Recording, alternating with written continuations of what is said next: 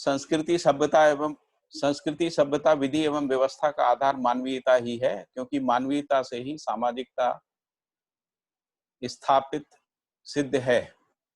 अमानवीयता में सामाजिकता की संभावना नहीं है, जबकि अति मानवीयता में सामाजिकता समाई हुई है। इसीलिए मानवीयता का आधार स्थापित संबंधों में निहित स्थापित या स्थायी मूल्य ही है।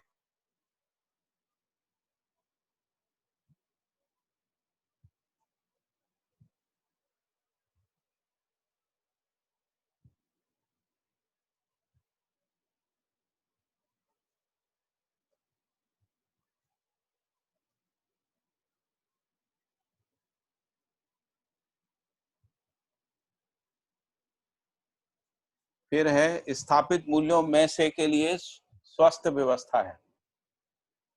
क्योंकि स्थापित मूल्य की अनिवार्यता सर्वदा सबके लिए समान है, इसलिए स्थापित मूल्य ही विधि है। स्थापित मूल्यों का निर्वाह आचरण पूर्वक है, जो स्वयं में संस्कृति और सभ्यता है। यह सब मानवीयता से प्रमाण परंपरा में सिद्ध होता है। फिर आगे है वस्तु मूल्यों का नियंत्रण व्यवस्था पर है। उत्पादन सिद्ध वस्तुएं आवश्यकता के आधार पर द्रष्टव्य हैं, इसलिए उनका मूल्य निर्धारण उन पर स्थापित की गई उपयोगिता एवं सुंदरता के आधार पर श्रम मूल्य ही है। फिर आगे है आवश्यकताएं सामयिक हैं। प्रत्येक समय में प्रत्येक मानव को प्रत्येक वस्तु की आवश्यकता समान रूप से सिद्ध नहीं होती है, जबकि स्थापित संबंधों की अनिवार्यता निरंतर है, जो प्रसिद्ध है। तो हर परिवार को, हर व्यक्ति को आवश्यकताएं जो हैं वो एक जैसी नहीं रहती हैं, जबकि स्थापित संबंधों की जो अनिवार्यता है वो निरंतर है, जो प्रसिद्ध है। इसलिए आवश्यकताएं सामान्य एवं महत्वाकांक्षा की सीमा में ही हैं। इन सब का उपयोग सामयिक समाज गति के अर्थ में है। इसलिए संबंधों के निर्वाह में ही वस्तुओं के उपयोग, सदुपयोग, वितरण एवं प्रयोजन की सीमाएं समाहित हैं। कल हमने यहाँ तक पढ़ लिया था। आज हम लोग अध्याय 7 शुरू कर रहे हैं। आप लोगों को स्क्रीन दिख रहा है ना? स्क्रीन जी दिख रहा है। ठीक है। मैंने क्या है, आज पहली बार किया, इसलिए मुझे कुछ चीजें अभी समझना पड़ रही। नहीं दिख रहा स्क्रीन। ठीक, और आवाज भी साफ आ रही है ना? हाँ साफ आ रही है। बस ठीक। हम लोग अभी टोटल 17 पार्टिसिपेंट हैं, 17। ठीक है। तो स्थापित मूल्यों की अनिवार्यता सर्वदा सबके लिए समान है। तो स्थापित संबंधों में निहित स्थापित मूल्यों का परिवर्तन किसी भी देश, काल और स्थिति में परिवर्तित नहीं होता है ना। स्थापित मूल्यों का परिवर्तन किसी भी देश, काल, परिस्थिति में नहीं है। यही स्थायित्व का लक्षण और अनिवार्यता का मूल कारण है। स्थापित मूल्य जो है कृतज्ञता, गौरव, श्रद्धा, प्रेम, विश्वास, वात्सल्य, ममता, सम्मान एवं स्नेह है। ये ही 9 सामाजिक मूल्य मानवीयता सहित मानव आचरण के आधार हैं। इसमें से विश्वास साम्य मूल्य है और प्रेम पूर्ण मूल्य है, क्योंकि कोई भी ऐसा संबंध नहीं है जिसमें विश्वास नहीं है ना। बाकी सभी मूल्य जो है वो प्रेम में से के लिए ही हैं। तो इसलिए मूल रूप से जो मूल्य पहचानने में आते हैं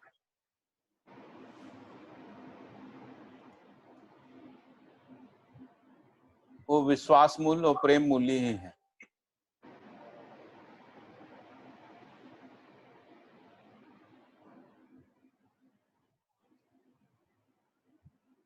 व्यवहार निर्वाह काल में उक्त स्थापित मूल्यों के साथ व्यवहार निर्वाह काल में उक्त स्थापित मूल्यों के साथ आचरण प्रक्रिया यानी शिष्टता रहती है, जो क्रमशः सौम्यता, सरलता, पूज्यता, अनन्यता, सौजन्यता, सहजता, उदारता, सौहार्दता तथा निष्ठा है।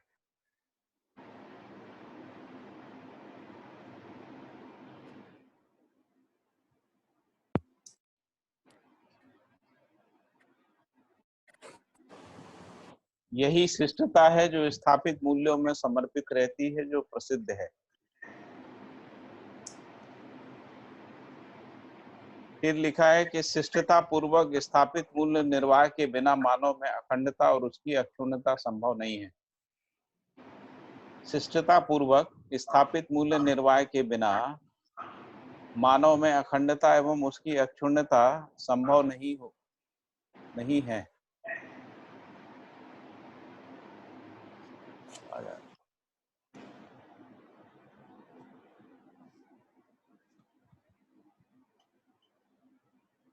भैया शिष्टता का क्या मीनिंग है इसमें? शिष्टता शिष्टता के बारे में जो शिष्ट मूल्यों को सम्मिलित रूप से शिष्टता बोला गया। अच्छा, ऊपर लिखा है ना, सौम्यता, सरलता, पूज्यता, अनन्यता, सौजन्यता, सहजता, उदारता, सौहार्दता, निष्ठा, यही शिष्टता है। जी जी, है ना, जो स्थापित मूल्यों में समर्पित रहती है, जो प्रसिद्ध है। इसको ठीक है। जैसे कि कृतज्ञता है, सौम्यता है, इसको शिष्टता के अंदर में थोड़ा एग्जाम्पल देके हाँ।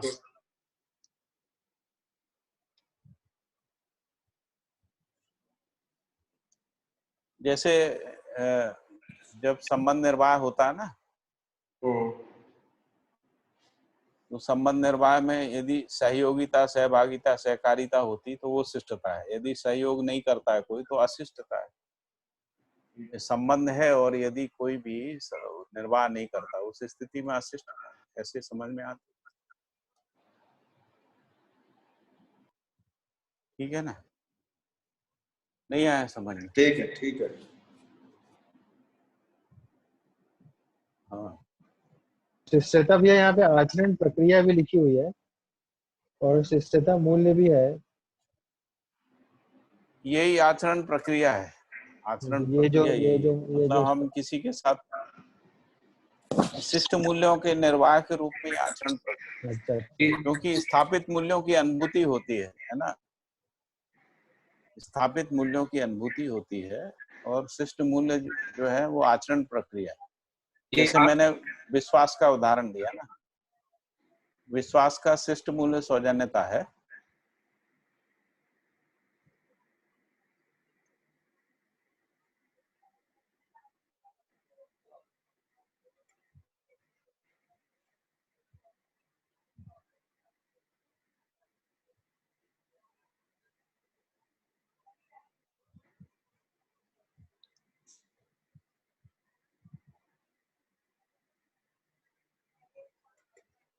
ये प्रेम का जो शिष्ट मूल्य है, अनन्यता, इसको थोड़ा सा एक बार और डिफाइन करें। देखिए, अनन्यता का मतलब होता है अपनत्व का भाव। तो जैसे जैसे ये अपनत्व का भाव जो है व्यक्ति, परिवार, समाज, राष्ट्र, अंतरराष्ट्र तक फैलता है ना, उसी को अपन कह रहे हैं, है ना, प्रेम मूल्य। जैसे मान लीजिए मेरा परिवार से प्रेम है, यानी परिवार को मैं अपने से परिवार के साथ अनन्यता को महसूस करता हूँ। अनन्यता को महसूस करता हूँ तो जैसा मैं अपने लिए चाहता हूँ वैसे ही परिवार के लिए चाहता हूँ, ठीक है, वैसे ही समाज के लिए चाहता हूँ। तो अनन्यता का विस्तार ही जो है ना वो प्रेम है। जब हमको पूरी मानव जाति के साथ अनन्यता अनुभव में आती है तो हम पूरी मानव जाति के प्रति जो है कर्तव्य दायित्व भाव से, जिम्मेदारी के भाव से भर जाते हैं। उसी के अर्थ में फिर हम काम करते हैं, है ना? हाँ, उसी की निरंतरता रहती है, वही प्रेम है। जैसे माता पिता बच्चों से प्रेम करते हैं तो उनके साथ अनन्यता अनुभव करते हैं ना। तो अनन्यता की निरंतरता यानी प्रेम की निरंतरता बनी रहती है ठीक है। इस रूप में। तो भैया जैसे अपन अपने बच्चों से प्रेम कर रहे हैं और दूसरे के बच्चों से उतना नहीं कर रहे, तो इसको क्या कहेंगे? अनन्यता एक जगह है दूसरी जगह नहीं है, या प्रेम एक जगह है दूसरी जगह नहीं है? मतलब हाँ, मतलब आपका वो तो होता नहीं है, जागृति के बाद ऐसा नहीं होता है। अच्छा अच्छा। लेकिन जागृति से पहले तक हम इसको इसी तरीके से बढ़ाते हैं। जैसे जैसे यानी जब परिवार में सब संबंधों में सामरस्यता या समन्वय स्थापित हो जाता है ना, तो आप ये समझ लीजिए प्रेम परिवार तक फैल गया। तो इसका अनुभव भैया तो तभी होगा जब अनन्यता सब में फैल जाए, या अनुभव हो जाएगा कि दो लोगों से अगर मैंने अपने नहीं, बच्चों आप से। किसी एक संबंध में भी यदि अनन्यता होती तो उसका अनुभव तो होता ही है अच्छा ना, अच्छा अच्छा अच्छा, ठीक है। किसी भी। तो अनुभव ना भी कहें तो उसका अनुभव का यानी प्रेम का भासाभास तो होता ही है ना। हाँ जी जी जी। जैसे ही आपका अपनत्व का विस्तार होता है ना, तो वैसे ही आपको भासाभास होता है ना। तो भैया जैसे अपनी बात चल रही थी विश्वास को लेके, तो अगर विश्वास का मुझे भास आभास करना है, तो मुझे ये इसका जो शिष्ट मूल्य है उसको अभ्यास करना पड़ेगा, ऐसा क्या? हाँ, जैसे मान लीजिए आपका किसी के साथ विश्वास है ना, परिवार में विश्वास है मान लीजिए, हम्म। तो परिवार के काम में आप भागीदारी करते हैं, यानी सहयोग जी करते हैं, सहभागिता करते हैं, सहकारिता करते हैं, है ना। जी। तो ये विश्वास निर्वाह है। तो जब आप ऐसा करते हैं तो परिवार के बाकी सदस्यों को भी आप पे विश्वास हो जाता है ना। हम्म। ऐसा है। तो ये विश्वास, इसी को अपन व्यवहार का अभ्यास कह रहे हैं। जी शिष्ट जी मूल्यों के रूप में ही व्यवहार का अभ्यास हो रहा है। जी जैसे जी जी। ममता है ना, ममता जो है वो स्थापित मूल्य है। तो जब हम उदारता पूर्वक किसी के साथ व्यवहार करते हैं, चाहे वो बच्चे हो, भाई बहन हो, मित्र हो, है ना, हम्म या कोई पड़ोसी हो, उसके साथ उदारता पूर्वक प्रस्तुत होते, वो ममता है ना। हम्म। तो उदारता कब आती है? जब आपके पास आवश्यकता से अधिक है, उस अर्थ में आती है। तो आवश्यकता से अधिक जो कुछ है उसको आप दूसरों के साथ शेयर करते हैं, ये ममता का भाव ही है। हम्म। ममता है तो प्रेम है ही। ममता कब होगी? जब आप दूसरे को अपने जैसा मानेंगे, हम्म। यानी अनन्यता होगी, है ना। हम्म। या अनन्यता का भासाभास होगा तब भी होगी, है? हम्म। इस तरीके से मुझे ऐसे ही समझ में आ रहा है। और कोई नीता जैन बताएं, कुछ बोलना चाहिए।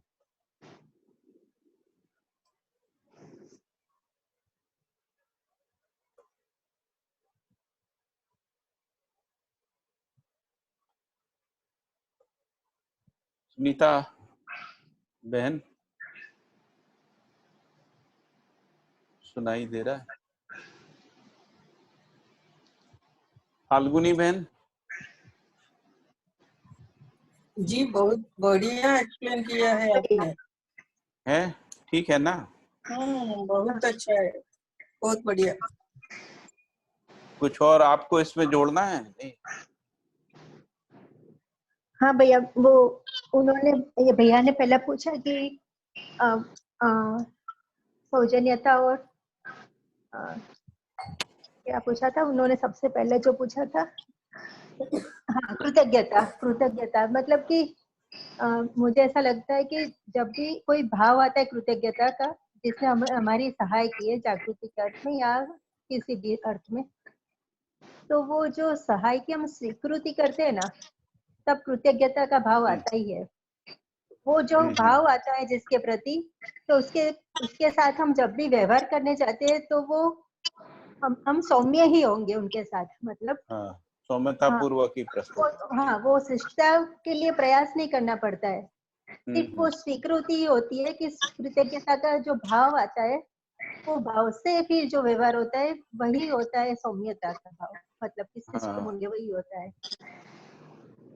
और दोनों भैया ने दोनों फिर, बातें दोनों हाँ बातें हैं। एक हाँ, तो यदि मान लीजिए कि हमको स्थापित मूल्यानुभूति है, तो हमारी जो व्यवहार में अभिव्यक्ति होगी वो इस रूप में होगी जैसा अभी आपने बोला, है ना। हाँ, और यदि मान लीजिए स्थापित मूल्यानुभूति नहीं है, हम्म, तब हम शिष्ट मूल्यों का अभ्यास करते हैं, है ना। हाँ हाँ अभ्यास करते करते हमको स्थापित मूल्यों की अनुभूति होती हाँ वो है और परस्परता में भी अनुभूति होती है। हम्म, तो इसीलिए फिर वो विश्वास का उदाहरण दे के समझाया। हाँ ठीक है ना, ये हाँ दोनों तरफ हाँ से हो गया। तो उसमें मुझे ऐसा लगता है कि जब भी हम दूसरों के बच्चे को भी खुद के बच्चे समझते हैं ना, या तो फिर उनमें अपने बच्चे दिखते हैं ना, तो प्रेम आ ही आ जाता है। मतलब कि उसके लिए फिर प्रयास नहीं करना पड़ता है, सिर्फ एक बार सोच ही लेते हैं कि हमारे बच्चे ही ऐसे है, तो मतलब कि वो प्रेम मूल्य आ ही जाता है, ऐसा नहीं होता फिर। ये हेलो, आवाज बहुत डिस्टर्ब हो रही भैया बीच। कोई किसी का હવે આપણે છે ને એક 27 ની જગ્યાએ આપણે મને કર્યું 28 मनहर भाई का भी स्पीकर ऑन, स्पीकर ऑफ कर दीजिए। હું મારી 28 27 से 28 તો પછી આપણે 28 માં આપણે પ્લાનિંગ કર્યું છે કે સવારે 8 વાગે પછી किसी की आवाज आ रही पता नहीं। हाँ बस भैया मैंने तो बोल दिया। हाँ नहीं ठीक है। ठीक है दीदी, थैंक यू, धन्यवाद।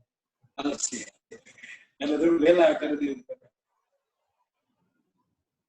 आगे बढ़े जी भैया।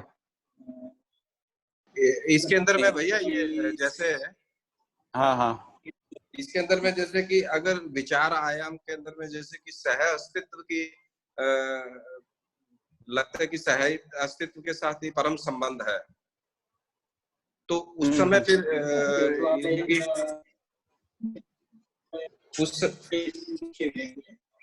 तो उसके समझ से फिर ये जैसे कि सही। हेलो ये मनोहर भाई नहीं सुन रहे लगता है, आप म्यूट कर पाएंगे आप वहां से। ये कैसे होता है मैं भूल गया। तो चैट में जाके आप माइक वाले आइकन को प्रेस करेंगे तो हो जाएगा।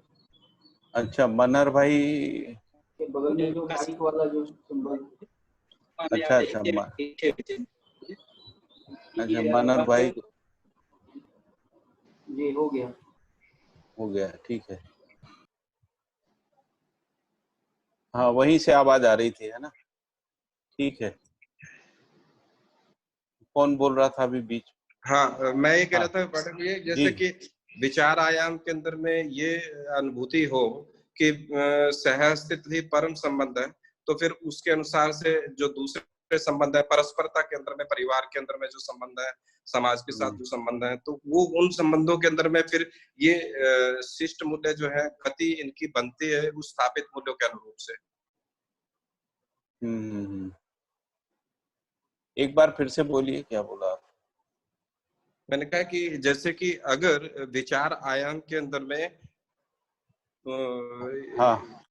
इसकी सह अस्तित्व ही अस्तित्व है, इसकी अनुभूति हो और यही परम संबंध है, और उसके अनुसार से फिर ये जो संबंध है परस्परता के अंदर में जो स्थापित संबंध है और ये स्थापित मूल्य है और ये शिष्ट मूल्य है, ये उनकी फिर गति बनती है और उनकी समझ के साथ हो पाता है। हाँ ठीक बात है, लेकिन हमको जैसे ये समझ में आ गया अस्तित्व से अस्तित्व है, हमको ये समझ में आ गया कि सभी मानव जो है वो आपस में एक दूसरे के साथ कार्य करेंगे, है ना, व्यवहार का निर्वाह करेंगे। तो शुरू में अभ्यास पूर्वक करेंगे और फिर धीरे धीरे जो है वो हमारी अनुभूति होती जाएगी। अनुभूति का मतलब है कि जब हम निरंतरता को पा लेते हैं, विश्वास की, प्रेम की निरंतरता को पा लेते हैं, ममता, सम्मान, स्नेह, प्रेम, निरंतरता को हम पा जाते हैं, यानी अनुभव हो गया, उसी को अनुभूति कह रहे हैं। निरंतरता का नहीं, अनुभूति है। अनुभूति से पहले तक हमको मूल्यों का भास आभास प्रतीति रहती है। ठीक है भैया मैं अपनी स्थिति थोड़ा सा डिस्क्राइब करना चाहता हूँ। करिए। ये मूल्यों की बात जैसे ही आती है तो मुझे सब एक ही जैसे लगते हैं, जैसे अपना मान लिया तो ये सारे मूल्य अपने आप अभिव्यक्त होते हैं, ऐसा मुझे लगता है। मैं डिस्टिंक्ट नहीं कर पाता हूँ कि हाँ अपना मान लिया वो तो पूर्ण मूल हो गया। जब आपने किसी को अपना मान लिया, यानी पूर्ण मूल्य हो गया, यानी प्रेम हो गया, तो प्रेम में सभी मूल्य रहते हैं। डिस्टिंक्ट नहीं कर पाते, ये सहजता है और ये उदारता है, मतलब ऐसा, ये सरलता है। ये जो जिसको अपन संबंध निर्वाह कहते हैं ना, संबंध निर्वाह में डिस्टिंक्ट करने की आवश्यकता भी नहीं, क्योंकि जो व्यवहार करते हैं या आचरण करते हैं उसमें सभी क्रियाएं साथ साथ चलती है ना, जिनको हम लोग आशा विचार इच्छा बोल रहे हैं, संकल्प कह रहे हैं, उनकी निरंतरता के साथ व्यवहार होता है। उसी में हमको ये समझ में आता है कि जो स्थापित मूल्य हैं वो अविभाज्य हैं, है ना। जैसे हमको जीवन क्रियाएं अविभाज्यता के अर्थ में, जीवन का अस्तित्व जो है वो मन वृत्ति चित्त बुद्धि आत्मा की अविभाज्यता में स्पष्ट होता है। उसका प्रमाण क्या है कि जो आचरण है ना वो मन वृत्ति चित्त बुद्धि आत्मा के की संयुक्त क्रियाकलाप के अर्थ में होता है। तो इसी से जीवन की अविभाज्यता स्पष्ट होती है। मैं समझा पा रहा हूँ आपको, नहीं समझा? जी। तो उसी तो इसी प्रकार से जो आचरण होता है ना उसमें सभी मूल्य एक साथ ही रहते हैं। ऐसा नहीं रहता है कि अभी प्रेम कर रहे हैं, अभी स्नेह कर रहे हैं, अभी कृतज्ञता है, अभी गौरवता है, ऐसा नहीं। ये सब साथ साथ रहते हैं, लेकिन इनका जो आधार मूल्य है वो विश्वास है, क्योंकि विश्वास से पहले कोई भी, क्योंकि विश्वास अपनत्व की शुरुआत है ना, जिसको आपने कहा। और जब अपनत्व पूरा हो गया, पूर्ण हो गया, तो वो प्रेम है, ऐसा। क्योंकि जैसे ही दर्शन आती है और फिर मूल्यानुभूति की बात हो ही रही है, तो ये डिस्टिंक्शन में कैसे बाबा ने देखा, सबको अलग नाम दिया है, ये चीज अभी भी मतलब लगता है जैसे मैं छू नहीं पा रहा हूँ। वो किसी किसी संबंध में प्रधानता के रूप में देखा उन्होंने, है ना। जैसे माँ में ममता की प्रधानता रहती है, पिता में वात्सल्य का प्रधानता रहता है, ऐसे देखा उन्होंने, है ना। ठीक है। अब जैसे मित्र है उसमें ममता वात्सल्य नहीं होता है, प्रधान रूप से स्नेह रहता है ना, विश्वास रहता है, स्नेह रहता है, ये रहता है, आदि आदि ऐसे सब पहचानने में आता है। ठीक है। तो शिष्टता पूर्वक स्थापित मूल्य निर्वाह के बिना मानव में अखंडता एवं अक्षुण्णता नहीं है।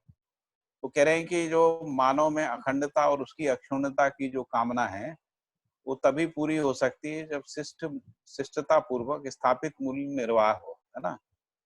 स्थापित मूल्य का निर्वाह हो का मतलब क्या है कि जो विश्वास सम्मान प्रेम स्नेह आदि है इसकी निरंतरता मानव परंपरा में बन जाए।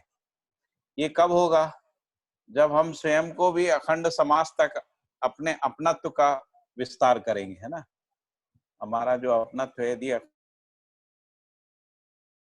रहेगा तो फिर हम सभी के साथ व्यवहार करेंगे, है ना। लेकिन ये जो सभी के साथ व्यवहार करने की जो विधि है वो क्या है? तो व्यक्ति परिवार समाज राष्ट्र अंतरराष्ट्र है ना, जिसको 10 सोपानी व्यवस्था में प्रतिनिधित्व पूर्वक जो है भागीदारी को सुनिश्चित किया है ना। अब जैसे मान लीजिए हम पूरी मानव जाति को एक मानते हैं, तो एक व्यक्ति तो पूरी मानव जाति के साथ निर्वाह नहीं कर सकता है। एक व्यक्ति परिवार व्यवस्था में, व्यवस्था के अर्थ में भागीदारी करता है। परिवार जो है वो परिवार समूह सभा में व्यवस्था के अर्थ में भागीदारी करती है। परिवार समूह सभा जो है ग्राम सभा में व्यवस्था के अर्थ में भागीदारी करती है। तो ये जो स्क्रीन नहीं आ रहा है भैया, स्क्रीन नहीं आ रहा है, स्क्रीन शेयरिंग नहीं हो रहा है। मैं देखता हूँ क्या हो गया। ओके।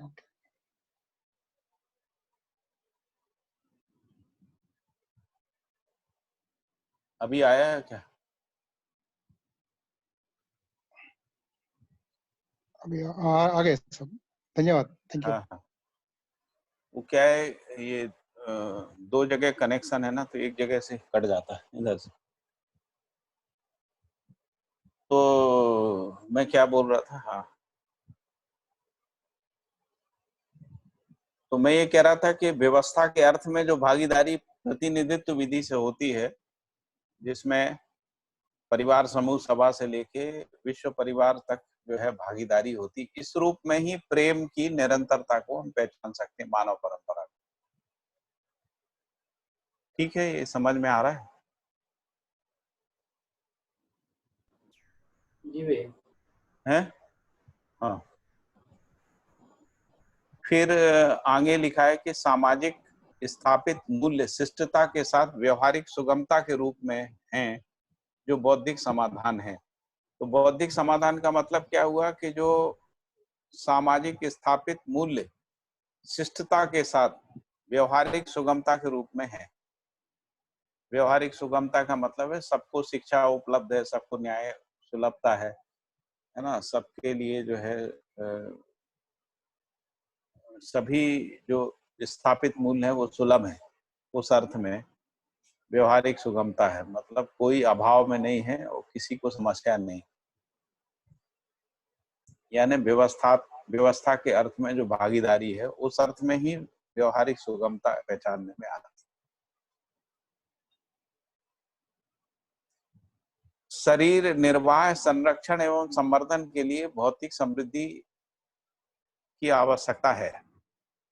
तो भौतिक समृद्धि की आवश्यकता जो है शरीर निर्वाह, शरीर के संरक्षण एवं पोषण के लिए है ना, संवर्धन के लिए। शरीर निर्वाह, संरक्षण और संवर्धन के लिए भौतिक समृद्धि की आवश्यकता है। आवश्यकताओं को सामतः पाया जाता है, सभी के लिए आवश्यक है ना ये, इसीलिए आवश्यकताएं सामतः पाई जाती है। भौतिक समृद्धि के लिए ही मानव उत्पादन करता है, जिसकी उपयोगिता महत्वाकांक्षा व सामान्य आकांक्षा की सीमा में निहित है। यह भी जीवन का अविभाज्य आयाम है। यह स्पष्ट है कि उत्पादन ही मानव जीवन का सर्वस्व नहीं है। यही कारण है कि मानव सामाजिक, आर्थिक, राजनीति का पालन करने के लिए बाध्य हुआ। तो कह रहे हैं कि उत्पादन सर्वस्व नहीं है, सर्वस्व तो जो है वो सामाजिक, आर्थिक, राजनीति ही है, जिसको हम लोग सम्मिलित रूप से सामाजिकता कह रहे हैं। तो उत्पादन का भी जो प्रयोजन है वो सामाजिकता का निर्वाह है ना, इसीलिए सामाजिकता प्रधान है। व्यवहारात्मक जनवाद का आधार केवल भैया न्याय ही भैया हाँ हाँ, ये जो वाक्य अभी आया, सामाजिक स्थापित मूल्य शिष्टता के साथ व्यवहारिक सुगमता के रूप में है, जो बौद्धिक समाधान है, इसको थोड़ा सा और समझाएंगे?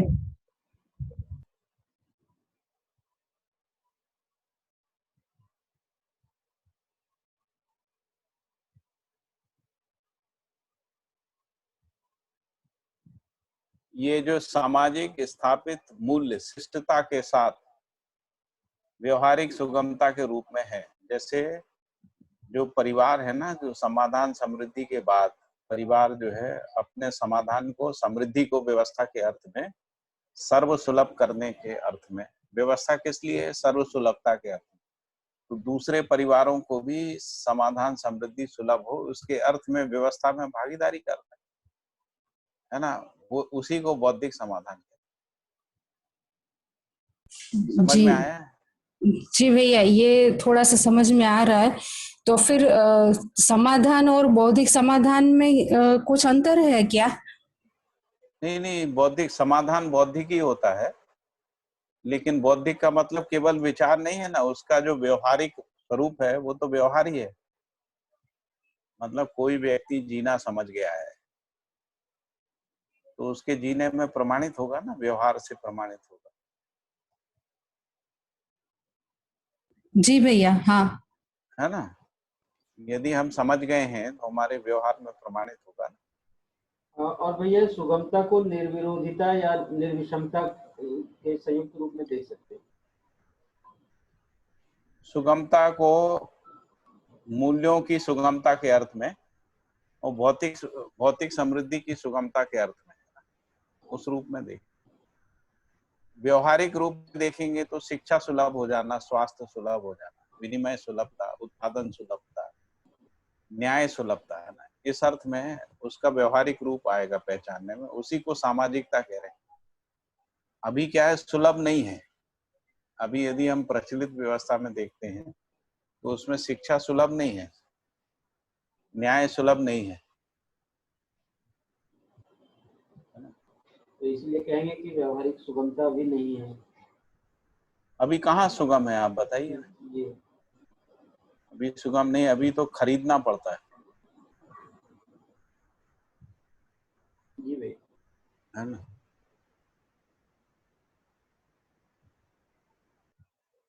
फाल्गुनी बहन स्पष्ट हुआ? हाँ जी भैया, हाँ हाँ, थैंक यू भैया।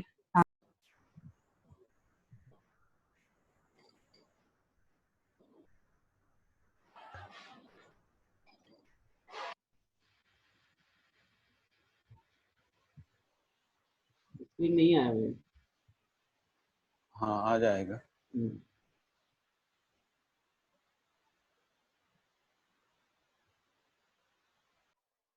फिर हम लोग यहाँ आ गए थे कि व्यवहारात्मक जनवाद का आधार केवल न्याय ही है ना।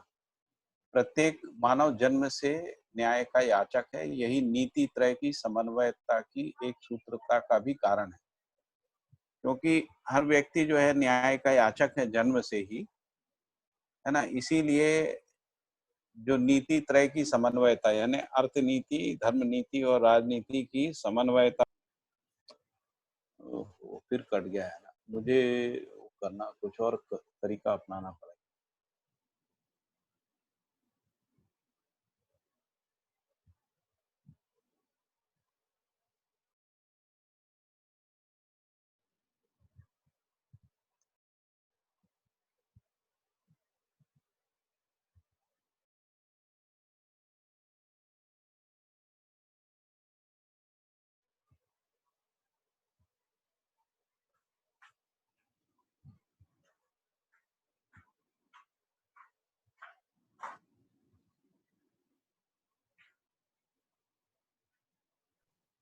आ गया भैया स्क्रीन में?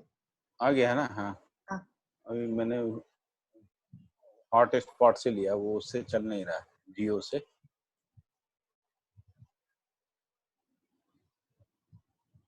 तो इसमें ये कहा कि व्यवहारात्मक जनवाद का आधार न्याय ही है।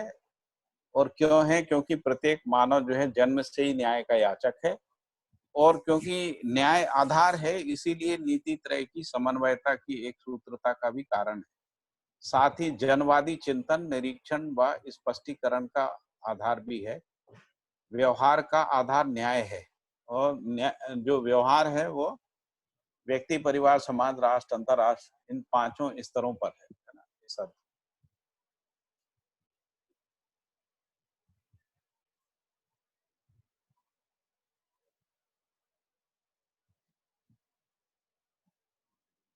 मानव की परस्परता में आश्वस्त और विश्वस्त होने का आधार भी न्याय है। आश्वस्त और विश्वस्त का मतलब है बौद्धिक समाधान और भौतिक समृद्धि।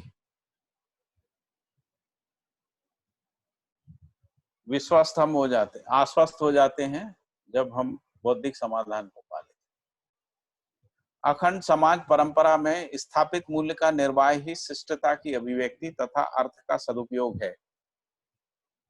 वैयक्तिक, पारिवारिक, सामाजिक, राष्ट्रीय व अंतर्राष्ट्रीय जीवन में एक सूत्रता ही न्याय है, और यही सार्वभौम कामना है।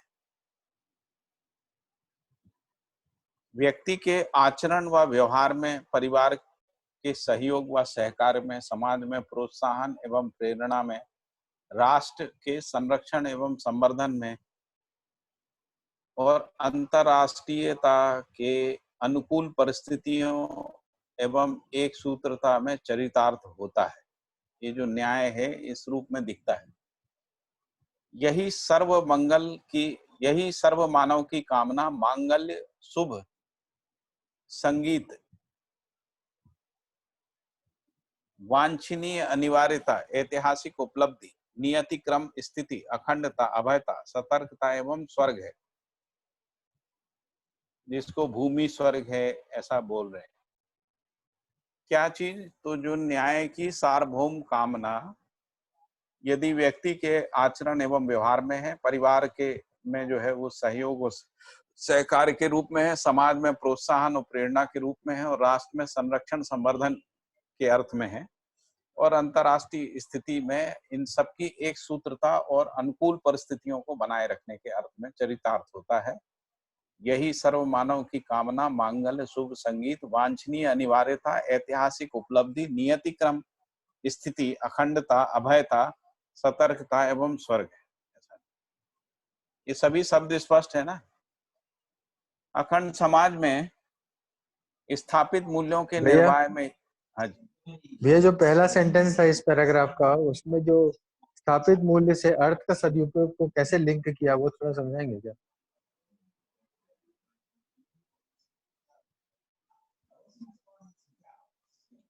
अखंड समाज परंपरा में स्थापित मूल्य का निर्वाह ही शिष्टता की अभिव्यक्ति तथा अर्थ का सदुपयोग है।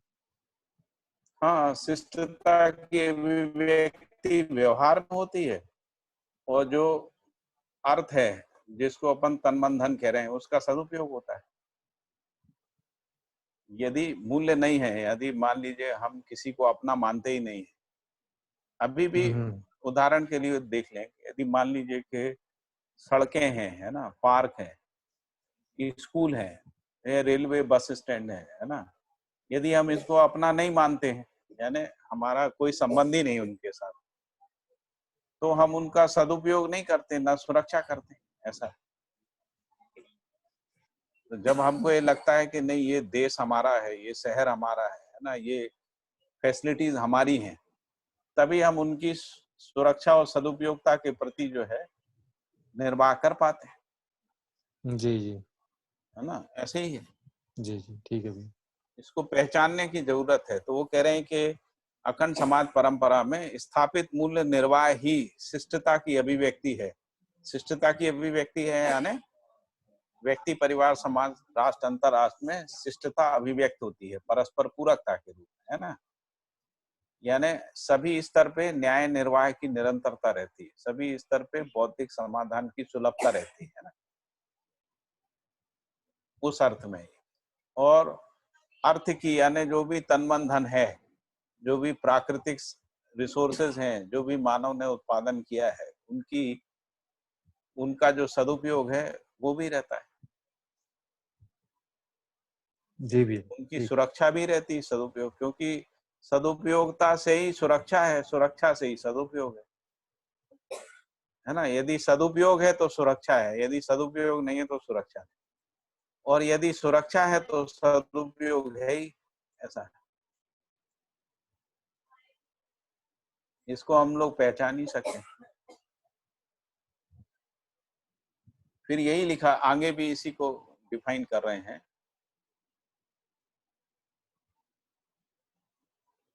अखंड समाज परंपरा में स्थापित मूल्यों के निर्वाह में ही शिष्टताएं समर्पित हैं। अर्थ का सदुपयोग मानवीयता में चरितार्थ होता है। अभी हम लोग अर्थ का सदुपयोग नहीं कर पा रहे हैं। अर्थ का संग्रह कुछ लोग कर लेते हैं, सदुपयोग नहीं कर पा रहे। ना हम तन का सदुपयोग कर पा रहे हैं, ना मन का कर पा रहे हैं, ना धन का कर पा रहे हैं ना। अभी तन हम लोग किस लिए तैयार कर रहे हैं? ऑलमोस्ट सभी दुनिया में युद्ध के लिए तनों को तैयार कर, है ना। और मन को किस लिए लगा रहे हैं? तो मन भोग के लिए लगा, बट मन का जो सदुपयोग, भोग में सदुपयोग होता नहीं, भोग के लिए हम मानसिकताओं को तैयार कर रहे हैं ना, तो ये मन का दुरुपयोग है ना। ऐसे ही धन का दुरुपयोग है। धन के दुरुपयोग बस ही हमने सारा हवा, पानी, जंगल, है ना, सब खराब किया, और लोगों ने संग्रह कर लिया था, उसमें सदुपयोग भी नहीं हो पा रहा है ना। कुछ लोगों के पास चीजें इकट्ठी हो गई, उसमें कहाँ सदुपयोग है। जो जागृति में पाई जाने वाली सुखद स्थिति है, क्योंकि देवपद चक्र में सामाजिकता है, जबकि भ्रांति पद चक्र में यह नहीं है। तो शिष्टता में वैविध्यता की संभावना देश काल वश है। तो ये जो वैविध्यता है वो कह रहे हैं देश काल वश है ना। अर्थ के सदुपयोग में तथा स्थापित मूल्यों में विकल्प नहीं है। यही अखंडता एवं अक्षुण्णता का मूल तथ्य है। इससे ही अनुप्राणित जीवन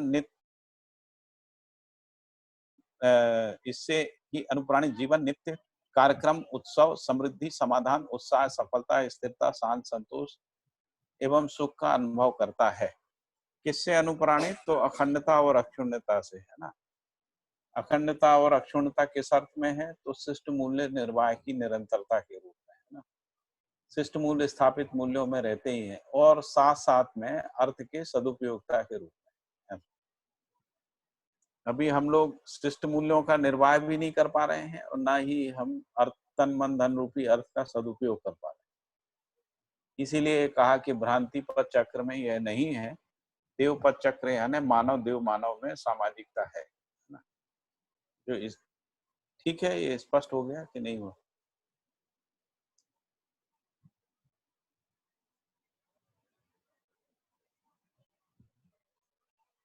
कुछ प्रश्न है इस पे? भैया एक प्रश्न ये था कि जैसे भ्रांति पद में भी एक परिवार की सीमा में कहीं ना कहीं संबंध का निर्वाह तो आदमी करते हैं। अपन कुछ देर पहले यही बात कर रहे थे कि जिसको अपन अपना समझते हैं तो ये तो मानते हैं अपने माता पिता बच्चे परिवार जो भी है उसमें उसमें तो अपन कहीं ना कहीं संबंधों का निर्वाह करते ही हैं, भले उतना ज्यादा समझ से न करते हो। हाँ तो हाँ उसमें उसमें अपन कह सकते हैं कि परिवार के सीमा में जो समझते हैं वो अर्थ का सदुपयोग कर रहे हैं, तन मन धन का सदुपयोग परिवार के सारे सदस्य कर पा रहे हैं, या जब तक वो अखंडता के रूप में नहीं होगा तब तक? हाँ, लेकिन यदि आप देखें तो जो भी हम परिवार या समुदाय के अर्थ में करते हैं ना, समुदाय के अर्थ में करते हैं, तो यदि हम दूसरे परिवार को अपना नहीं माने हुए हैं, उस स्थिति में न्याय की निरंतरता नहीं है ना। हाँ जी जी जी। तो यदि हम दूसरे समुदाय को भी अपना माने हुए हैं, तभी ये कहीं फिर समुदाय की आवश्यकता ही नहीं है, फिर समुदाय की आवश्यकता नहीं। तो इसलिए जब परिवार व्यवस्था के अर्थ में नियोजित होते हैं ना, तभी हम कहेंगे कि संबंध का निर्वाह हो रहा है, स्थापित मूल्यों का निर्वाह। यदि हम व्यवस्था के अर्थ में नहीं है, केवल अपने में जी रहे हैं, तो उसको देखना पड़ेगा कि वो परिवार में मतलब जो गठन है वो किस उद्देश्य से, तो पता लगेगा कि वो भोग की इच्छा के कारण से है ना, या असुरक्षावश है, आदि आदि ऐसे कुछ कारणों से वो कोई व्यवस्था के अर्थ में संबंधों में मूल्य निर्वाह का अनुभव करने के अर्थ में लोग संगठित हुए, ऐसा नहीं है परिवार। अभी परिवार जो है ना, दाल रोटी और भोग भोग इच्छाएं जो है और जो सुरक्षा है आदि आदि, इन सब के लिए गठन है ना। उस रूप में ये गठन दिखता है जो है, इसको भ्रमित बोल रहे हैं। जैसे समुदाय भी अभी भ्रमित गठन ही है। तो यदि समुदाय अखंड समाज के अर्थ में हो जाते हैं ना, तभी हम कहेंगे कि वो संगठन बन गए, संगठन। और उसी प्रकार से यदि परिवार अखंड समाज के अर्थ में नियोजित हो जाते हैं व्यवस्था विधि से, तभी उसमें जो न्याय है उसका प्रमाण मिलेगा, नहीं तो न्याय का प्रमाण नहीं है। तो इसीलिए जो परिवारों में भी वही बीमारियां पाई जाती हैं जो समुदाय में रहती हैं। तो परिवारों में भी स्वयं श्रेष्ठता का अहंकार रहता है, परिवारों में भी जो है वो मोह लोभ शोषण अपराध ये सब रहता है। वो परिवार की सीमा में करते हैं। तो परिवार की सीमा में यदि हम दूसरे का शोषण करके धन कमाते हैं, उसको परिवार की सीमा में जायज मान लेते हैं लोग। अभी तो ऐसे ही है भ्रमित स्थिति में, नहीं है क्या? जी भैया जी, बिल्कुल सही बात है। तो इसलिए व्यवस्था जिसको हम लोग सार्वभौम व्यवस्था कह रहे हैं, उसके अर्थ में अपनी मानसिकताओं को नियोजित करना, परिवारों को नियोजित करना है ना, तभी जाके न्याय का प्रमाण आता है। लेकिन उसका बीज रूप रहता ही है जो, क्योंकि हम सब न्याय के याचक रहते ही है ना। तो इसलिए यदि परिवार की सीमा में भी कोई गलत करता है तो हमको ये तो लगता है यार ये ठीक नहीं है, इतना तो लगता है, लेकिन ठीक कैसे किया जाए ये पता नहीं रहता है। ऐसे ही समाज की सीमा में भी जो लोग शोषण अपराध अन्याय विधि से पैसा कमाते हैं, है ना, या उस पैसे को वो धार्मिक कार्यों में लगाते हैं, तो हमको उससे न्याय की अनुभूति नहीं होती, बल्कि हमको लगता है भैया इनने चोरी करके कमाया है तो आज ये मंदिर में लगा रहे हैं, ऐसा लगता है ना। अपराध करके कमाया है तो अपना लगा रहे हैं, हम नहीं कमा पाए, ऐसा। तो यानी और न्याय का अनुभव नहीं होता है। उस आदमी को भी पता रहता है कि मुझे लोग इसलिए पूछ रहे हैं क्योंकि मेरे पास पैसा है, तो इसलिए लोग नहीं पूछ रहे हैं क्योंकि मैं न्याय कर रहा हूँ, ऐसा है। तो इसलिए वो उसी मानसिकता से जो है सामाजिकता का निर्वाह करता है। तो उसमें अपना तो नहीं है, उसमें जो है ना, इसीलिए हम लोग कहते हैं कि वो रूप पद बल धन आदि का प्रदर्शन है, भौतिकता का प्रदर्शन है, विलासिता का प्रदर्शन है, आदि आदि। वही हमको सामाजिक आज का जो सामुदायिक जो आचरण होता है ना, उसमें दिखता है। और दूसरे दूसरे जो समुदाय होते हैं उनके उनसे विरोध भी दिखता है, बल्कि उन समुदायों का दमन दिखता है, दलन दिखता है और विरोध दिखता है, और वही फिर जाके द्रोह विद्रोह का रूप लेता है। इसीलिए न्याय जो है हमको अनुभव में नहीं आता है, जबकि जन्म से ही हम न्याय के याचक होते हैं ना। तो मूल्यांकन होता रहता है, इसी मूल्यांकन के आधार पे तो आशा बनती है, क्योंकि अन्याय स्वीकार नहीं होता है, न्याय स्वीकार होता है। इस शर्त पे आशा बनती है कि अखंड समाज सार्वभौम व्यवस्था तक ये सूत्रित हो जाएगा। ठीक है जी भैया, बहुत बढ़िया भैया, हाँ। Thank you. फिर आगे थोड़ा सा पढ़ लेते हैं अपन, अभी 15 मिनट है। तो जनाकांक्षा को सफल बनाने योग्य शिक्षा व व्यवस्था 8वां अध्याय है। तो इसमें और इसको स्पष्ट किया गया जो हमने ऊपर कहा था। तो जन्म से प्रत्येक व्यक्ति न्याय का याचक है, साथ ही न्याय प्रदान करने में असमर्थ है। तो देखिए मुद्दा क्या है कि हम न्याय के याचक हैं, लेकिन हम न्याय प्रदान करने में असमर्थ हैं। यानी हम न्याय को परिवार समाज राष्ट्र में स्थापित नहीं कर पा रहे हैं ना। वही सही कार्य व्यवहार करना चाहता है, भ्रमवश गलती व अपराध करता है। हर आदमी करना तो सही चाहता है, लेकिन वो भ्रमवश है ना, गलती और अपराध करता है ना। और ये भ्रम क्यों पैदा होता है? ये उसी कारण से पैदा होता है, हम अपने परिवार के लिए कर रहे हैं या हम अपने समाज के लिए कर रहे हैं, ऐसा है ना। इस आधार पे बहुत सारा अपराध और गलती इसी आधार पे होती है, हम अपने देश के लिए कर रहे हैं। तो हम अपने देश की समृद्धि के लिए जो है ना, वो प्राकृतिक संसाधनों का दुरुपयोग करते हैं या उनका अंधाधुंध दोहन करते हैं ना, या ये भी करते हैं कि हम अपने देश की सीमा में प्राकृतिक संसाधनों की सुरक्षा करते हैं और दूसरे देशों के प्राकृतिक संसाधनों का शोषण करते हैं। ये सब समुदाय चेतना बसी होता है ना। तो सही कार्य व्यवहार करना चाहते हैं, भ्रमवश गलती अपराध करते हैं। फिर लिखा है कि वह यानी सभी भौतिक समृद्धि एवं बौद्धिक समाधान चाहता है ना, हर मानव उसमें स्वयं को असमर्थ पाता है। चाहना के रूप में तो कोई असमर्थता नहीं है ना, चाहना सब में समान है, लेकिन बौद्धिक समाधान और भौतिक समृद्धि जो है सर्व सुलभ हो जाए, इसमें वो अपने को असमर्थ पाता है, चाहता यही है। ठीक है ना। इसी को फिर उन्होंने आगे स्पष्टीकरण दिया है। वह समस्या और दरिद्रता से पीड़ित रहता है, इसी तथ्यवश मानव शिक्षा व्यवस्था में समर्पित होता है। जब उसे शिक्षा व व्यवस्था से संतोष नहीं मिलता है, तब उसमें संताप, आक्रोश, निराशा, असफलता से पीड़ा होती है। फलतः आवेश और आक्रोश से युक्त होकर वह विद्रोह करता है। अभी हम लोग ऐसे ही देख रहे हैं, जो लोग शिक्षा संस्थाओं में जाते हैं, यूनिवर्सिटीज में जाते हैं, और उनकी जो चाहना है वो तृप्त नहीं होती है। कौन सी चाहना? न्यायप्रदायी चाहना, सही कार्य व्यवहार करने की चाहना और भौतिक समृद्धि और भौतिक समाधान की चाहना, ये तृप्त नहीं होती।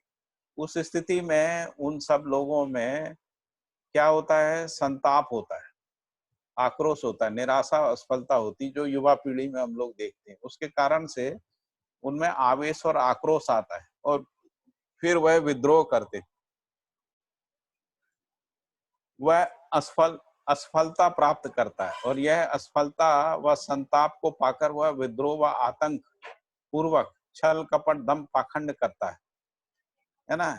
इसी को कह रहे हैं ना, ये जो भ्रमवश गलती अपराध करता है। तो असफलता के कारण से वह असफलता व संताप को पाकर विद्रोह व आतंक पूर्वक छल कपट दम पाखंड करता है, जिसके लिए पूर्व निर्मित द्रोह ही आमूल कारण है। मानव असफलता निराशा कुंठा को पाकर आत्महत्या में भी प्रवृत्त होता है, कई बार आत्महत्या भी कर लेते हैं ना। मानव की वांछित घटना नहीं है। अस्तु। जनाकांक्षा अनुरूप शिक्षा व्यवस्था की अपरिपूर्णता की ऊपर वर्णित अवांछनीय घटनाओं और परिस्थितियों के कारण है जो स्पष्ट है। इस सब के मूल में क्या है कि जो जनाकांक्षा है, जनाकांक्षा क्या है कि जो न्याय का याचक है, न्याय प्रदायी क्षमता से संपन्न होना चाहता है, न्याय प्रदान करना चाहता है, सही कार्य व्यवहार करना चाहता है और भौतिक समृद्धि बौद्धिक समाधान चाहता है, ये जनाकांक्षा है। तो जनाकांक्षा को सफल बनाने योग्य यदि शिक्षा और व्यवस्था है, यही यदि वो होती है तभी इससे निकला जा सकता है, नहीं तो आदमी में ऊपर जो उल्लेख किया गया है वो पाया जाता है। जनाकांक्षा को सफल बनाने योग्य शिक्षा व व्यवस्था की अपेक्षा प्रत्येक व्यक्ति में किसी न किसी अंश में पाई जाती है अथवा शिक्षा का व्यवस्था के द्वारा जनजाति को आश्वस्त व विश्वस्त करने का प्रयास किया जाता है।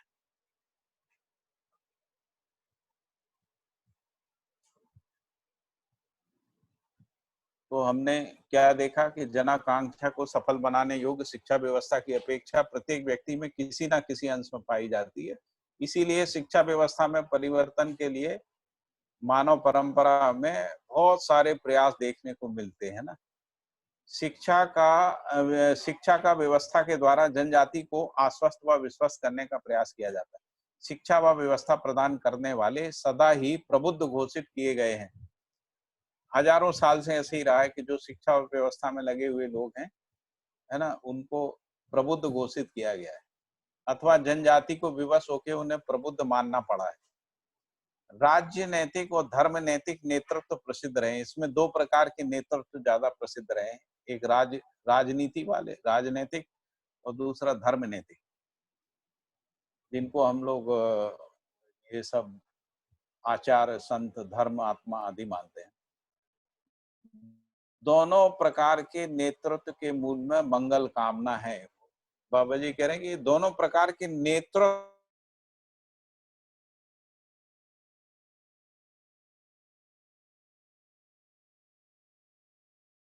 इसीलिए धर्म नेतृत्व जो है वो कभी भी अर्थ के दुरुपयोग की शिक्षा नहीं देगा या उनको असुरक्षित करने की बात नहीं करेगा, है ना, क्योंकि उनमें मंगल कामना पाई जाती है। जब तक कार्यक्रम वर्ग सीमांतवर्ती है तब तक मंगल संभव नहीं। वो कह रहे हैं कि ये जो नेतृत्व के मूल में तो मंगल कामना पाई जाती है और जिसमें अर्थ के सदुपयोग और सुरक्षा की अवधारणा भी है, लेकिन ये सफल इसलिए नहीं हो रही है क्योंकि वर्ग सीमावर्ती है ना कार्यक्रम है, इसलिए सफल नहीं हो रही। नेतृत्व पराभव का कारण अक्षमता एवं वर्ग भावनाएं हैं। दो कारण बता रहे हैं नेतृत्व का जो पराभव हुआ। एक कारण तो यह है कि जो ऊपर जनाकांक्षाएं हैं उनको पूरा करने में अक्षमता रही और दूसरा कारण रहा कि वर्ग सीमाओं के अंतर्गत क्रियाकलाप रहा है ना, जो स्पष्ट है। नेतृत्व तथा नेतृत्व की अपेक्षा का अभाव नहीं है।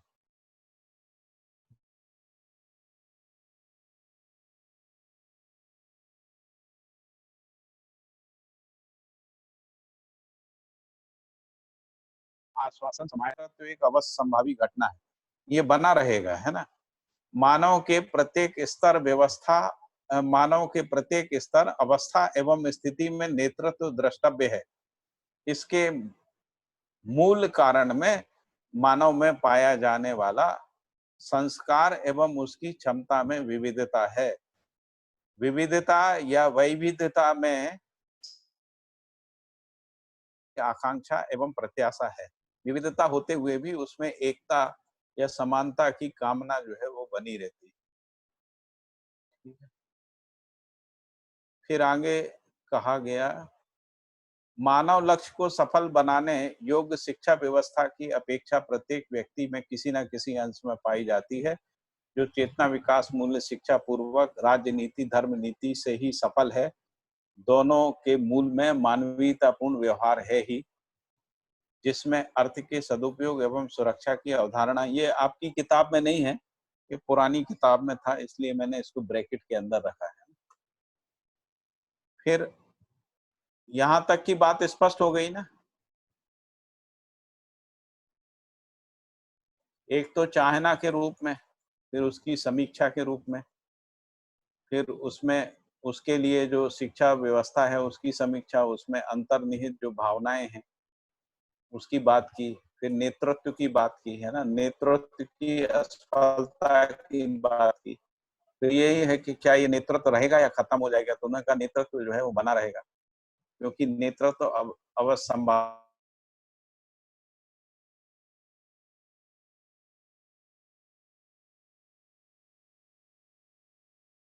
बना रहेगा, हर अवस्था में बना रहेगा और हर स्थिति में बना रहेगा।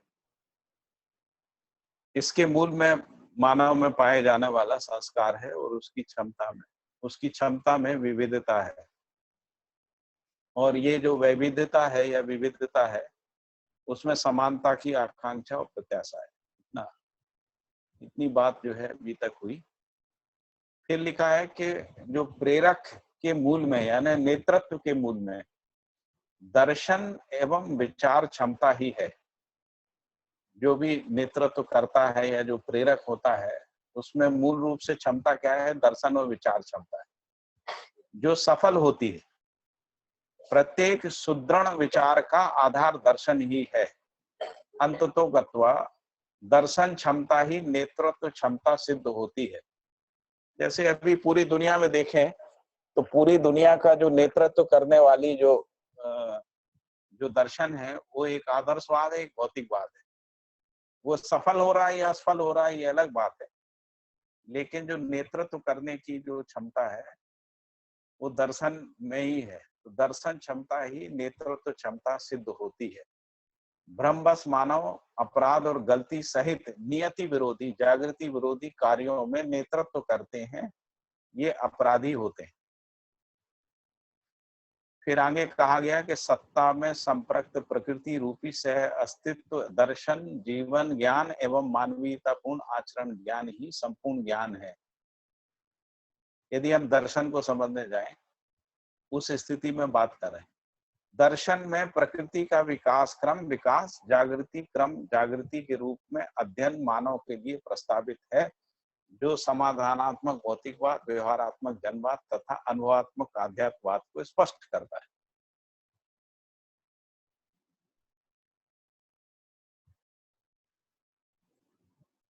फिर आगे लिखा है जिसमें प्रमाण त्रय सिद्ध होता है, यानी प्रयोग प्रमाण व्यवहार प्रमाण और अनुभव प्रमाण सिद्ध होता है। भैया एक प्रश्न है, ये व्यवहार के लिए व्यवहारात्मक जनवाद, व्यवसाय के लिए समाधानात्मक भौतिकवाद और अनुभव से जुड़ा है अनुभवात्मक आध्यात्मवाद। ये विचार पक्ष क्यों नहीं आया है इसमें? ये विचार ही तो है ना, ये वाद में। हाँ, वाद यानी विचार ही है, यही तीनों में फैला हुआ है। हाँ, विचार जो दर्शन है, दर्शन विचार के रूप में तीनों वादों में। वाद का मतलब विचार ही होता है। विचार पूर्वक जो संवाद है या बातचीत है, चर्चा है, जो हम लोग इसको शिक्षा है, इस रूप में ही तो सारा वाद है मानव जाति। वाद पूर्वक ही मानसिकताएं हैं, यानी विचार पूर्वक ही मानसिकताएं। तो ये जो भौतिकवाद जनवाद और आध्यात्मवाद ये मानसिकताएं ही हैं। मानसिकताओं का आधार विचार है और विचार का आधार दर्शन है। इस रूप में दर्शन ही नेतृत्व करने वाली क्षमता है। दर्शन चित्त में होता है ना, विचार वृत्ति में होता है। इसीलिए वृत्ति जो है वो चित्त का नेतृत्व स्वीकार करती है इस रूप, और वृत्ति में जो भी विश्लेषण होता है उसके नेतृत्व को मन स्वीकार करता है। इसी तरीके से जो दर्शन क्षमता है वही मानव के आचरण में स्वीकार होती है। तो पहले बृहस्पति मानसिकता में इसके बाद आचरण में, फिर व्यवस्था में, यही अनुक्रम है। तो इसी को वो समझा रहे हैं कि दर्शन क्षमता ही नेतृत्व क्षमता है। दर्शन के लिए संपूर्ण ज्ञान है, तो जिसको अस्तित्व दर्शन, जीवन ज्ञान, मानवीयता पूर्ण आचरण ज्ञान कह रहे हैं, यही दर्शन की वस्तु है ना। इसी को हम विकास क्रम विकास, जागृति क्रम जागृति के रूप में अध्ययन के लिए प्रस्तावित किया गया। फिर यही कहा कि जो स्वयं में ये तीनों बाद हैं, जो तीनों बाद के रूप में स्पष्ट है। फिर ये कहा गया जिससे प्रमाण त्रय सिद्ध होता है। इन तीनों का अभ्यास करने से प्रमाण त्रय सिद्ध होता है।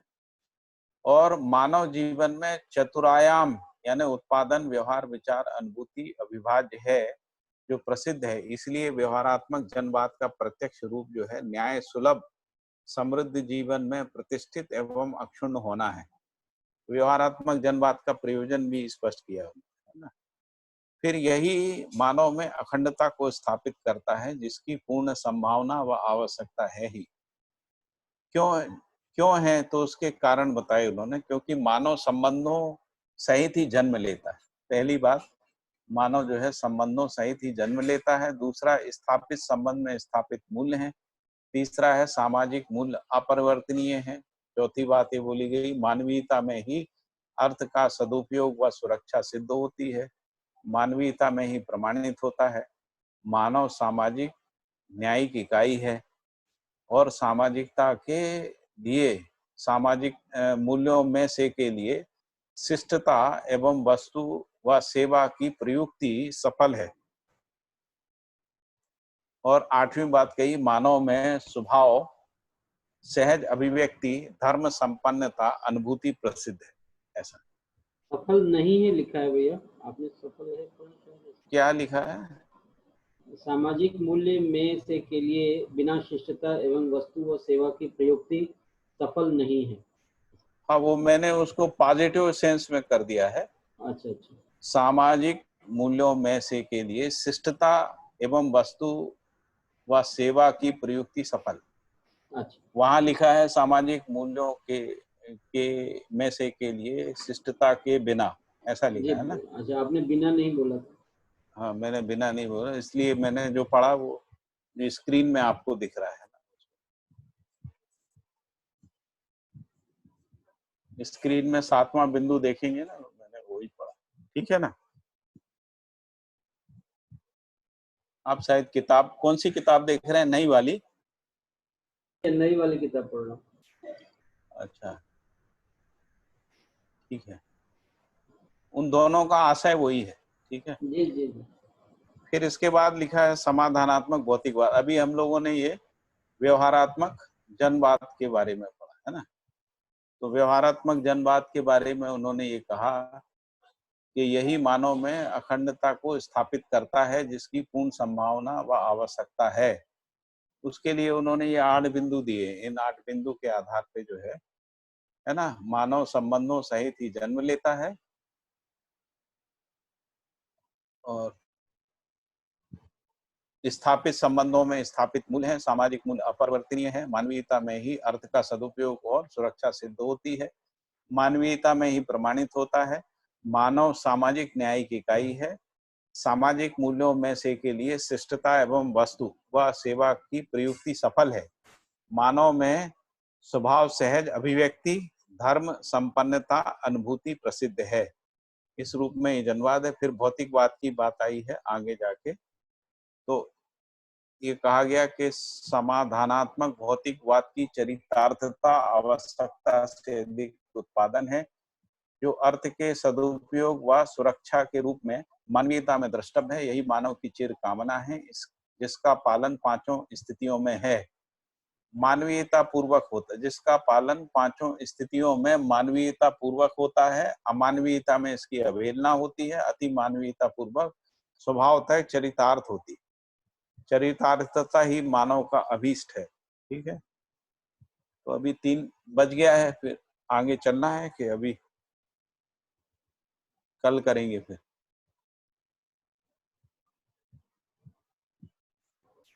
भैया जी भैया भैया ये अभी कल से अभी यही डे टाइम ही चलेगा ना? अभी तो डिसाइड नहीं हुआ। हाँ, अभी डिसाइड नहीं हुआ है। जी। तो वैसे आप लोग बताइए क्या करना है। अगर चेंज करना है तो हम लोग कल से नहीं तो परसों से कर देते।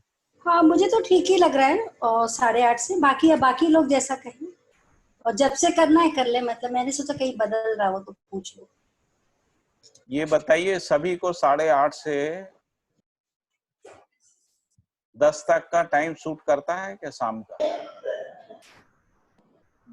जी भैया।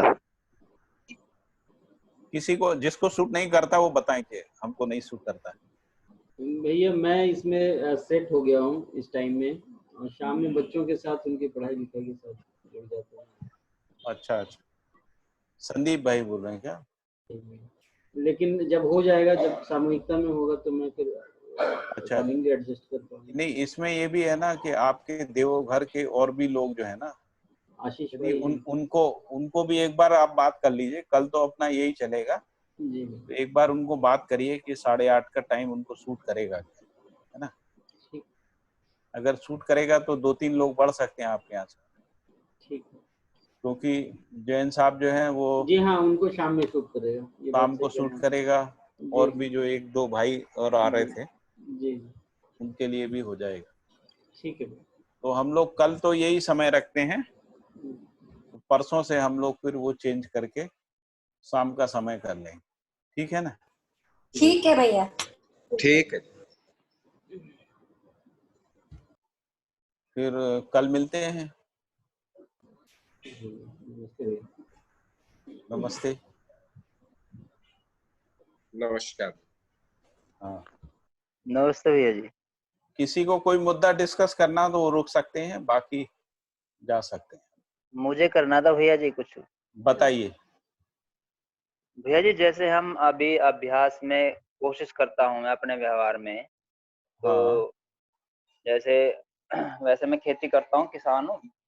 जी। तो अब जो पड़ोसी हैं, गांव के जितने भी लोग हैं जिनके साथ मिलता हूँ, बात करता हूँ, या उनका मेरा लेन देन है, या खेतों के साथ में अभ्यास रहता है, जैसे हमारे खेत के पास ही है, तो उनके साथ एक पूरा अभ्यास है मेरा।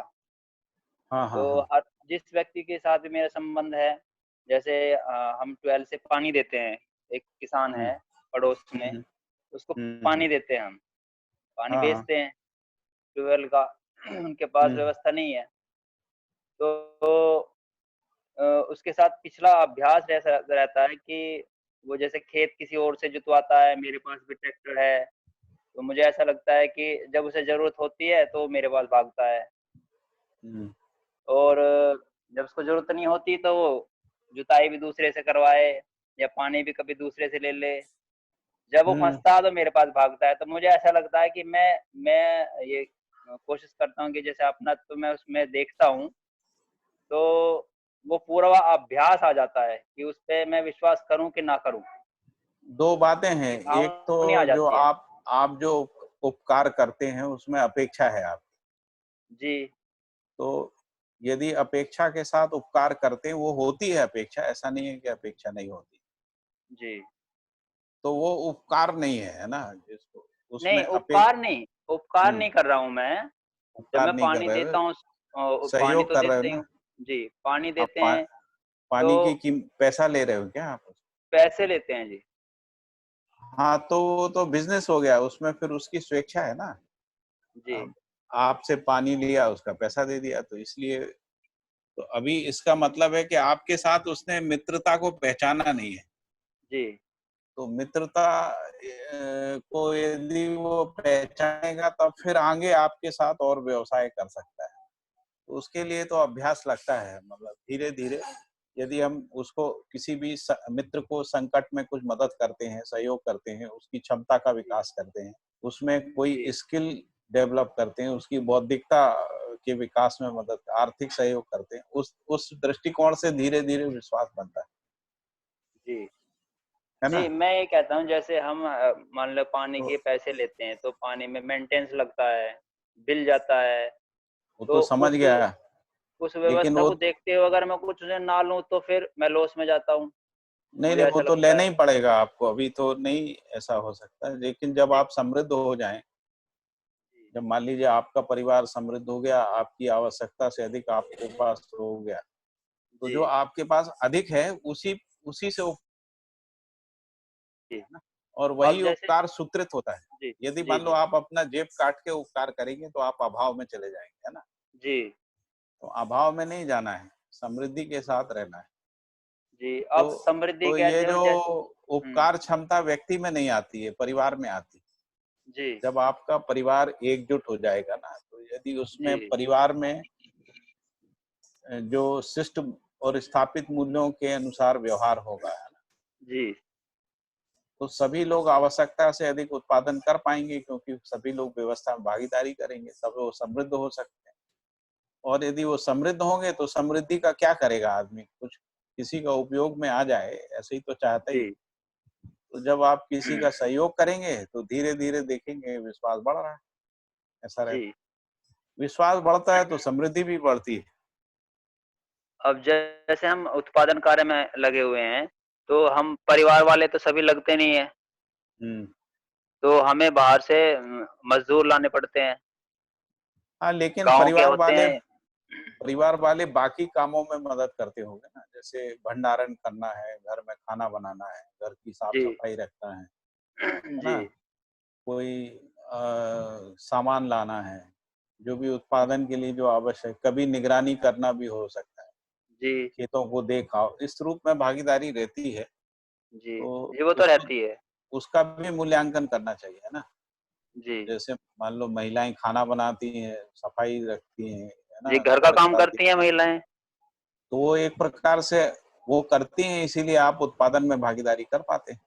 तो जी, उसका वो भी एक प्रकार से भागीदारी ही हो गई ना उत्पादन में, जी, क्योंकि अगर वो ये नहीं करें तो आप उत्पादन में नहीं कर पाएँगे, इसलिए आप कर पा रहे हैं क्योंकि उनकी जी, भागीदारी है आपके लिए, है ना?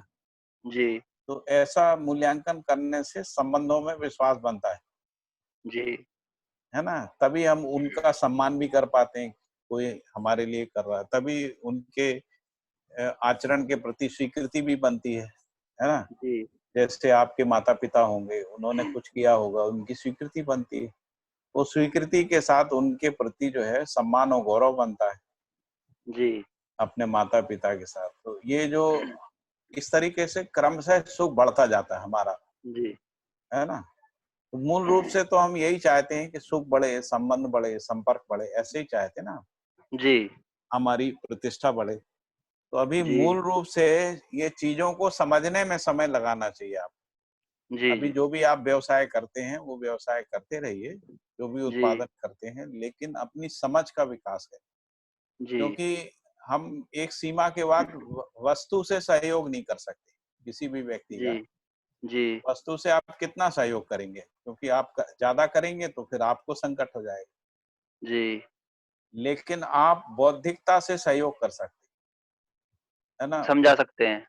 समझा सकते हैं, किसी को खेती नहीं आती, खेती करना सिखा सकते हैं, है ना? जी, जैसे वो व्यक्ति जो है, उसको कोई चीज़ नहीं आती है, यदि आप उसको सिखाते हैं, उससे मैत्री बन जाएगी। जी, मैत्री बनेगी और यदि ये मैत्री अनन्यता में बदल गई, जी, तो फिर 1 से 2 परिवार हो गए ना, फिर 2 परिवार ज़्यादा उपकार कर सकते जी, हैं। ऐसे 10 परिवार होंगे तो और ज़्यादा उ उपकार कर पाएँगे। 10 परिवार हो गए तो एक शिक्षा संस्था भी चलाई जा सकती जी, है। तो ऐसे ही तो ये धीरे-धीरे ही होता है ना?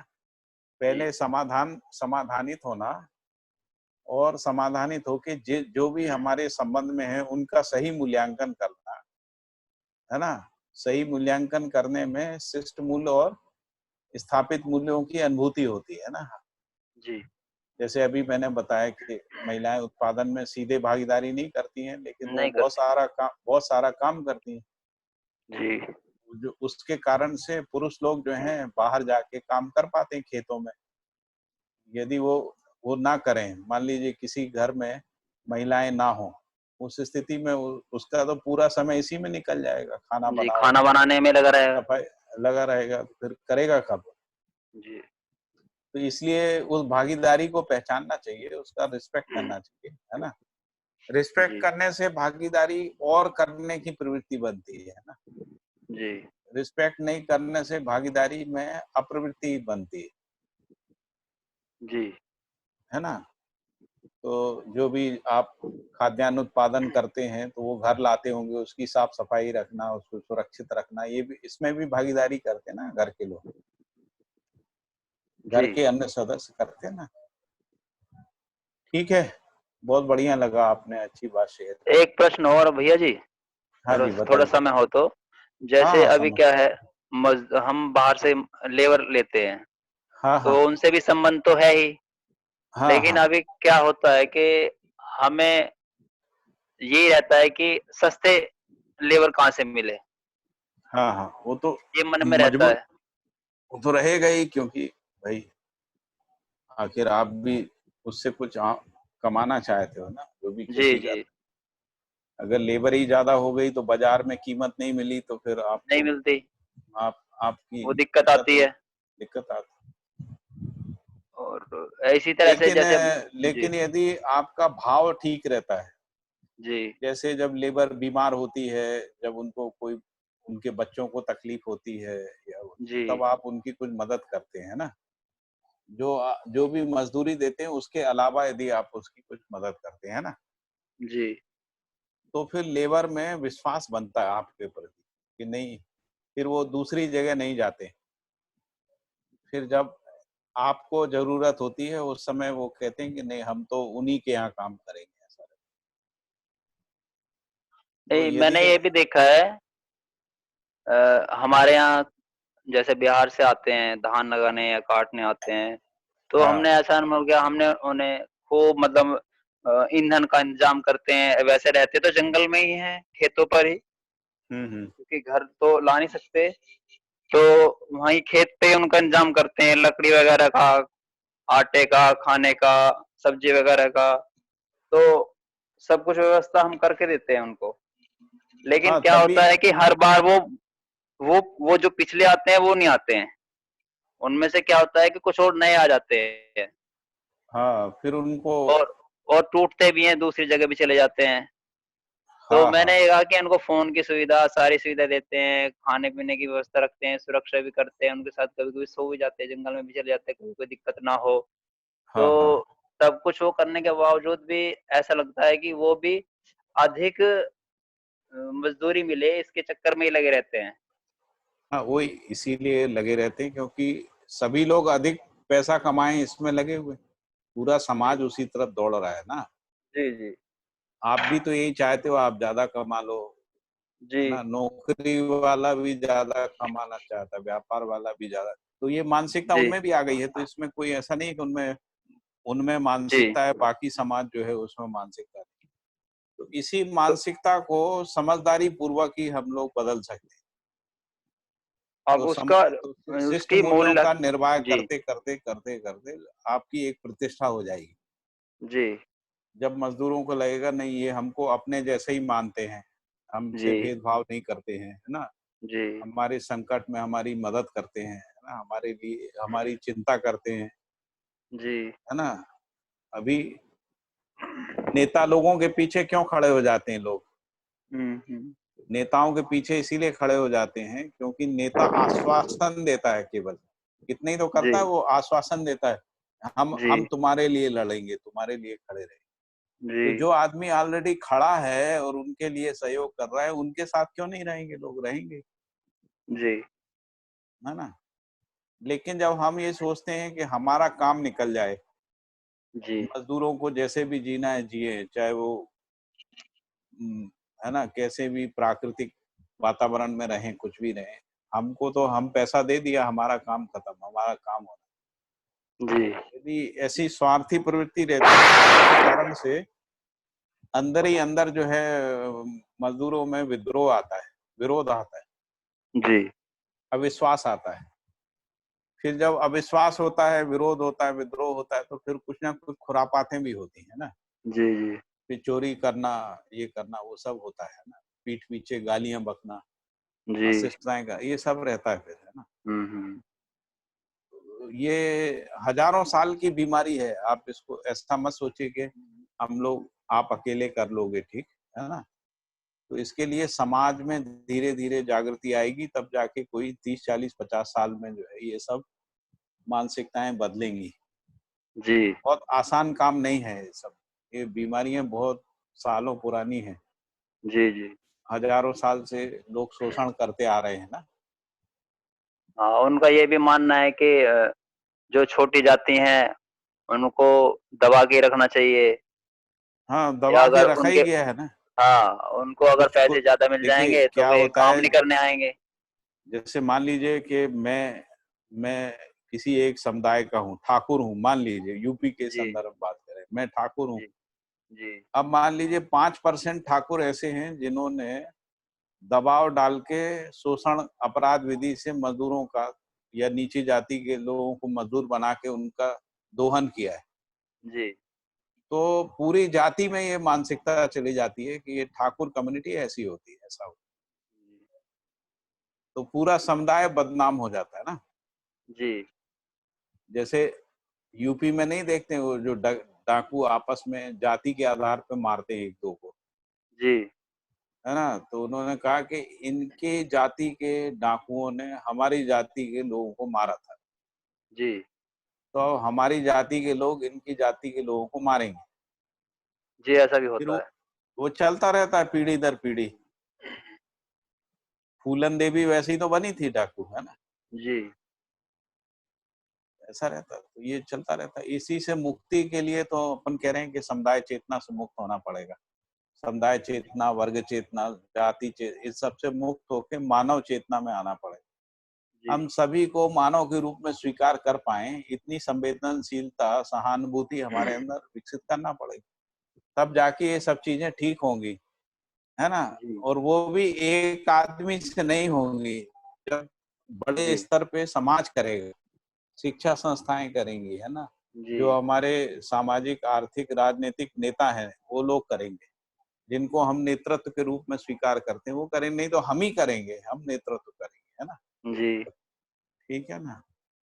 जी। बहुत अच्छा लगा अमित भाई, फिर और बात जी। करते रहेंगे अपन, है ना। जी, जरूर। धन्यवाद भैया जी, बहुत धन्यवाद। नमस्ते जी। नमस्ते भैया। ठीक है, मीटिंग क्लोज की जाए। जी। जी भैया, थैंक यू। हाँ जी। हरिहर। हरिहर हरिहर।